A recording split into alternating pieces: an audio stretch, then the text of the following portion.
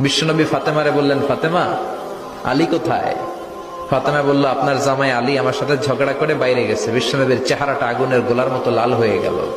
বিশ্বনবী ডেকে বললেন, ফাতেমা, তুমি বিশ্বনবীর মেয়ে হতে পারো, কিন্তু আলী তোমার স্বামী। আলী যদি তোমার উপর নাখোশ থাকে, জান্নাতের দরজা তোমার জন্য খুলবে না। কোথায় গেছে আলী, কোথায়? বললেন যে মসজিদে নববীতে গেছে। বিশ্বনবী যে দেখলেন বালির উপরে আলী শুয়ে আছে। বিশ্বনবী মজা করে ডাক দিলেন, ইয়া আবা তোরাব। তোরাব অর্থ বালি, তোরাব মানে কি? বিশ্বনবী ডাক দিলেন, ইয়া আবা তোরাব, মানে হে বালির বাবা আলী, ওঠো। এখন আলী ওঠে না, রাগ করে আসছে। বিশ্বনবী এদিক দিয়ে তাকায়, আলী ওইদিকে তাকায়। বিশ্বনবী ওদিকে আসলে আলী এদিকে তাকায়। মনে মনে করে এতক্ষণ আপনার মাইয়াই গুতাইছে, এখন আপনি গুতাইতেছেন। বিশ্বনবী যাই বলল, আলী রাগ করো না, ওঠো, তুমি আমার চাচাতো ভাই, আমার ঘরেই তো তুমি মানুষ হয়েছো।